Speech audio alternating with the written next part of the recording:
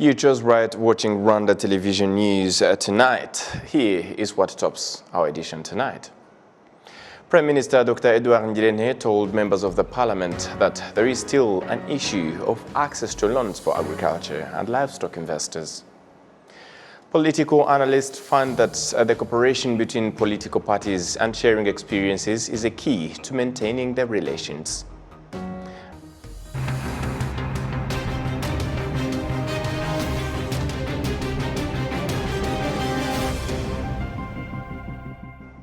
We are very glad to have your company tonight, coming to you straight from the heart of Africa, Kigali. My name is Sam Kalisa.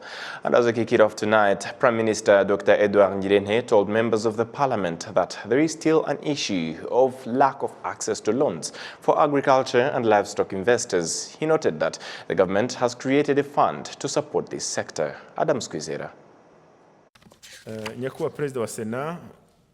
In front of 25 senators and 67 deputies who are the members of the plenary session for the both chambers, the Prime Minister Edouard Ngirente highlighted the problem of low investment in agriculture, where 4.8% of all loans given by financial institutions are only ones invested in agriculture, since the government has created a fund of $350 million for supporting farmers to get loans at an interest rate of 8% for a period of 5 years.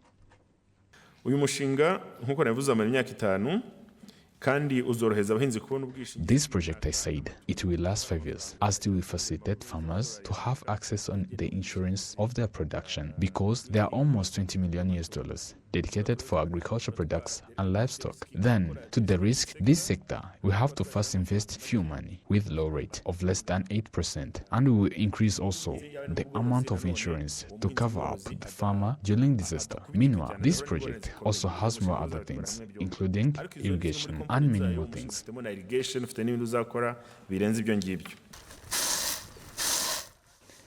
The Prime Minister, Dr. Edouard Ngirente, also revealed that the country's foreign exchange earnings from agriculture and livestock exports increased by 24.2% from more than $510 million in 2017 and 2018 to $640 million in 2021 and 2022. Deputies and senators had the opportunity to convey to the Prime Minister some of the issues related to this sector of agriculture and livestock. You find that on large land scale, as well they trace, the living sites are in the nice places, for example, Muyumbu and other places. Then, if we keep doing like this, we will lack the cultivation area, which will result to lack of the agriculture production.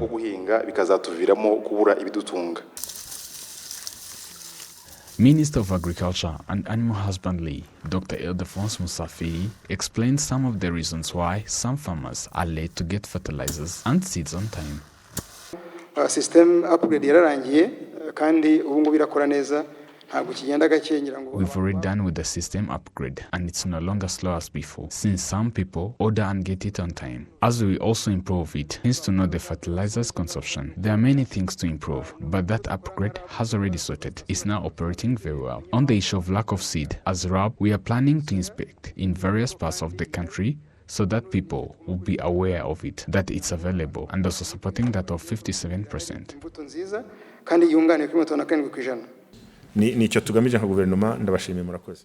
On the issue of seeds that were planted and given to the farmers but did not produce the expected yield, the Prime Minister Edouard Ngirente found that some farmers did not follow the instructions they were given. Imbuto ikaba yera neza ariko ikabangurirwa nabi. Mwarabyumvishe namwe.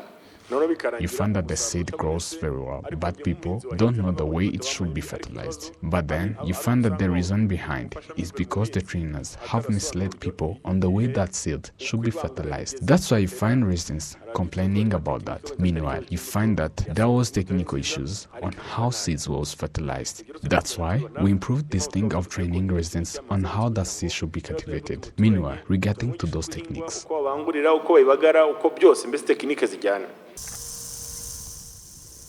In 2021-2022 budget year, 8,454 tons of grains and legumes were planted. The government increased the rate of support for production additives to 93% as they reached 31 billion Rwandan francs. The Prime Minister also announced that the government has launched many agriculture and livestock projects aimed at improving its production by increasing the area under cultivation, reducing the rate of spoilage during harvest, and increasing cold rooms for the milk production, fruit, vegetables, and meat. Adam Squizera, RTV News. Political analysts find that the cooperation between political parties and sharing experiences is a key to maintaining the relations. Vive le président Paul Kagame et Denis Sassou Nguesso.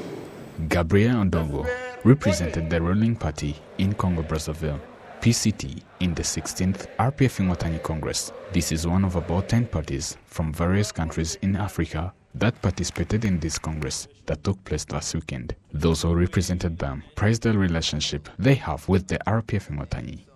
Your Excellency, you have proved to the world that Africa indeed can provide solutions to African problems without copying from anybody.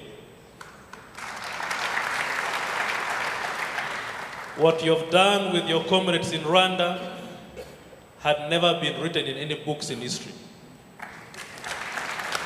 No university has ever taught about reconciliation that is so deep and meaningful the way Rwanda has gone through.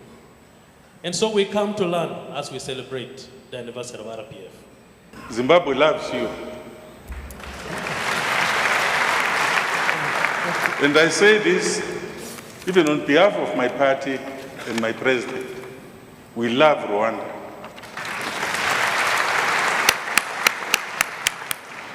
You see, this love is drawn from our common history. Zimbabwe came out of vicious struggle against imperialism.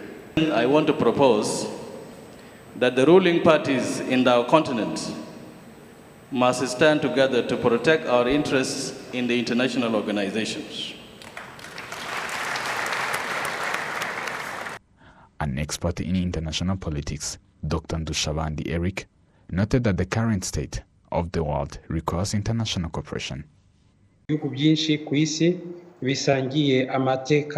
Many countries in the world share the history of their revolution journey. This means the history and the problems these groups face in achieving it. Meanwhile, it's a good thing to see such political party like RPF collaborating with other political parties by sharing experiences with them on how they solved various issues, especially those similar problems they share with the world in general.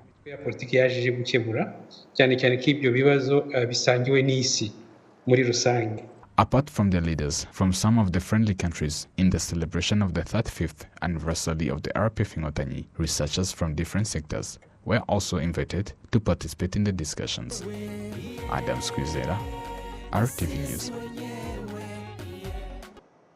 Now to matters related to mining. Rwanda has announced plans to introduce a technology called blockchain that will be used to identify the parts of the country where the exported minerals are contained. This was said as in the meeting that brought together delegates from the Great Lakes region, where they are working together to prevent conflicts and insecurity that might arise from mining and mineral trading. For long, mining and mineral trading in the Great Lakes region has been carried out illegally. Those in this field explain that nowadays a method has been established to identify where these minerals came from, which is expected to reduce the chaos in the sector. That is to say, the product from this country is the one that is sold abroad. If it has its own characteristic, like us in Rwanda, we sell stones that have well-known companies that give us well-known sources, which we also ship outside. Rwanda is the first country that managed to implement 6 articles aimed at combating illegal mining and trade of minerals, regional initiative against illegal exploitation of natural resources. This is where the leadership of 12 countries meeting in the International Conference on the Great Lakes region noted that this step is possible in other member countries. Yes, as I indicated, this committee was established to combat illegal mining and illegal trade in natural resources. ICGLR is have done great steps in this regard, and this audit request now is coming from exporters, a lot of exporters. The number is increasing. Now this is the 22nd meeting, and we are seeing a lot of progress, and we would like to move ahead again in this process to have all member states adopting this and to move ahead, because in fact the mining sector in the Great Lakes region is very big, and we need more efforts in fact to move ahead. The Deputy CEO of Rwanda Mines, Petrol and Gas Board, Dr. Ivan Twagirashema, states that Rwanda plans to use technology labels to show the origin of the mineral in the mining area, which will remove the confusion that is often believed that there are no minerals in the country. Urumva iyo ugiye gushyiraho akaranga ibyo bita tags kuri buri buye. We are going to install the tags. You will find that the company has been given tags related to the number of the minerals, but the employee may steal the tags and take them elsewhere. But technology will not allow him, because now he will have nothing to carry with those new tags, which are established using the system, like the one in the supermarket. When you go to pay, it will be in the system, and you will see all the details.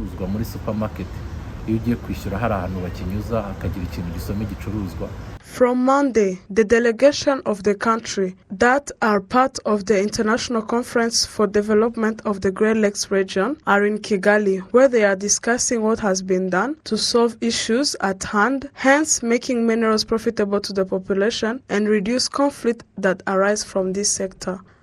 Jessica Agasaro, RwandaTV News.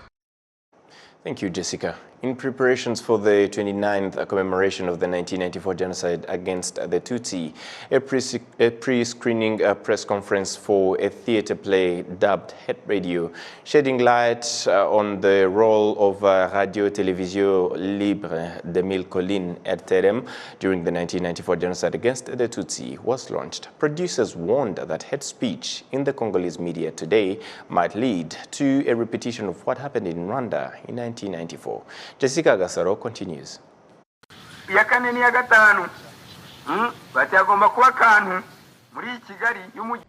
Those who produced this theater play say Het Radio depicts the role of Radio RTLM in sowing and spreading the genocidal ideology before and during the genocide against the Tutsi. Diogene Ntarinda is one of the actors.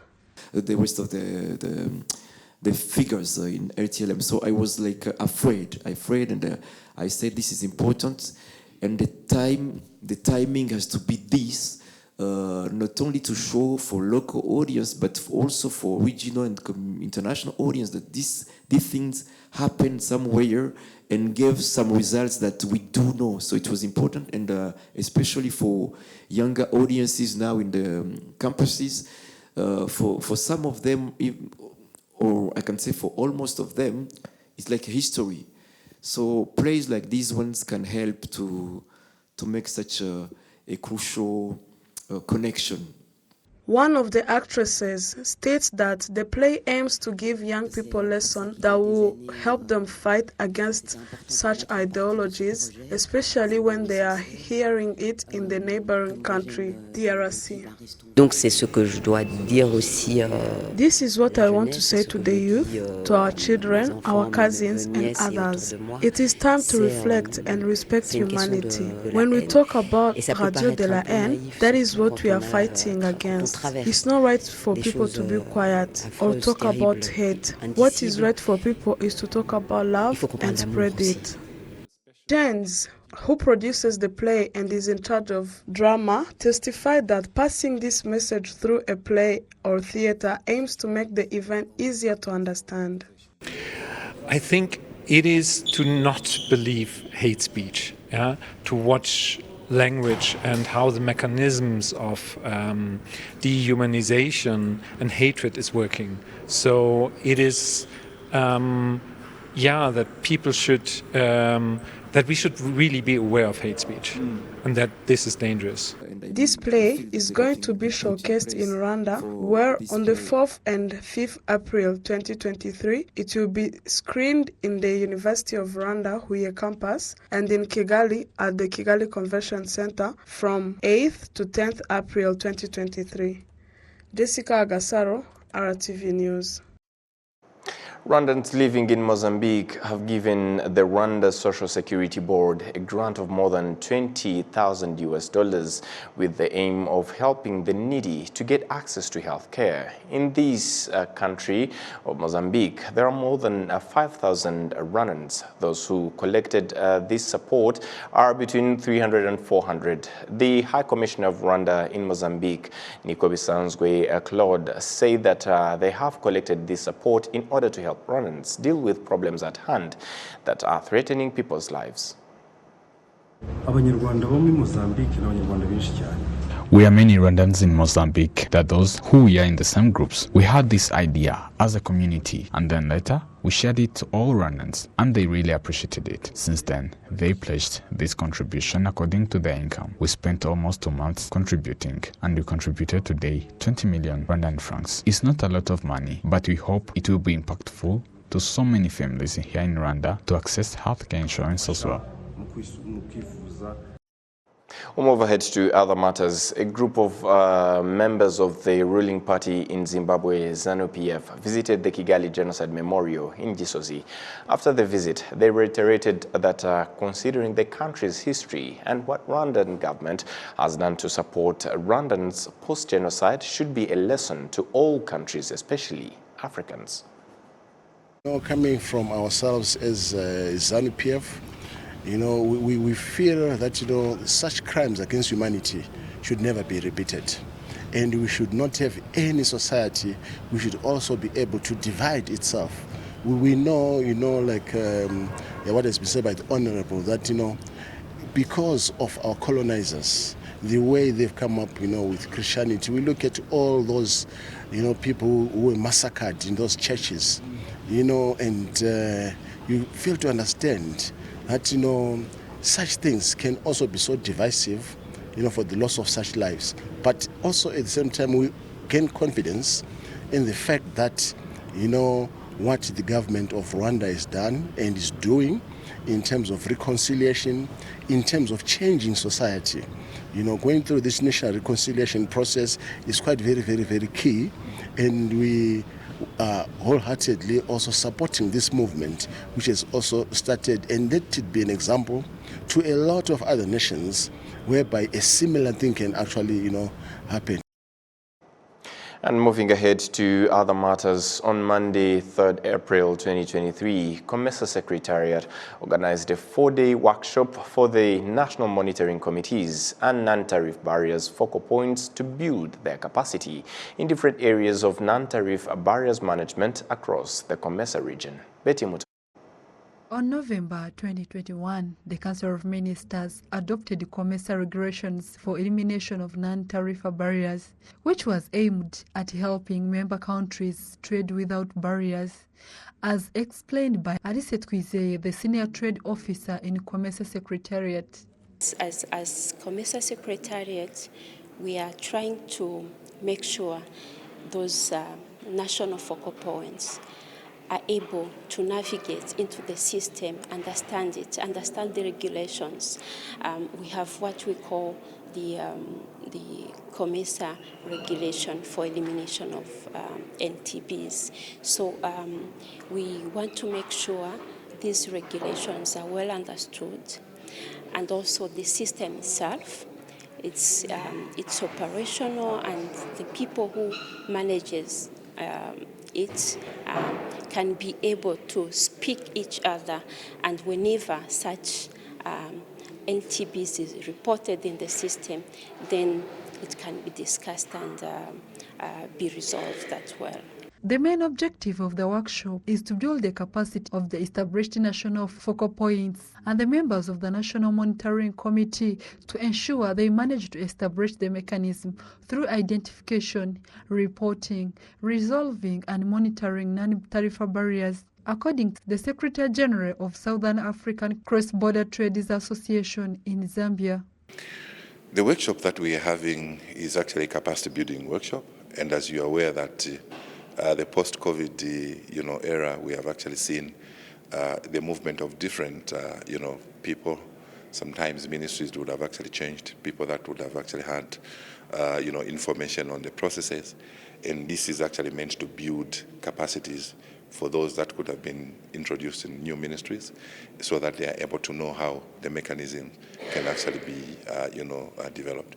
The other issue is also trying to bring to speed on the implementation, because I think we've actually done a lot of training into making sure that people would understand the process of identifying, resolving these particular non-tariff barriers. Some of the COMESA member states are also under other regional blocs, which makes it difficult to eliminate non-tariff barriers among the COMESA peers, as it is explained by Helen Miti, the Principal Trade Officer in the Ministry of Trade and Industry in Malawi. Several countries have got their own also other regions that they belong to. For example, here in Rwanda. Rwanda is part of the EAC, which means they are part of some of the legislations under the EAC, and also they are part of the COMESA.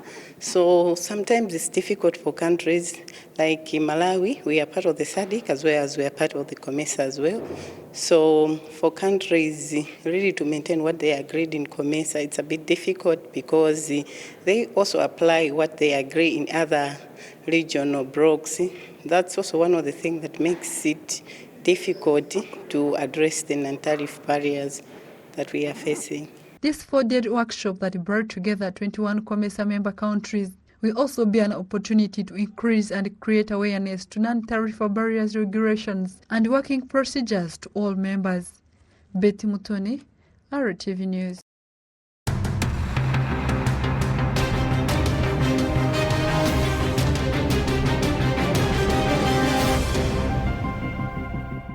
On behalf of the entire news production as well as the technical team, thank you for staying with us on this edition of Rwanda Television News. We wish you safe and a fruitful week ahead. Good evening.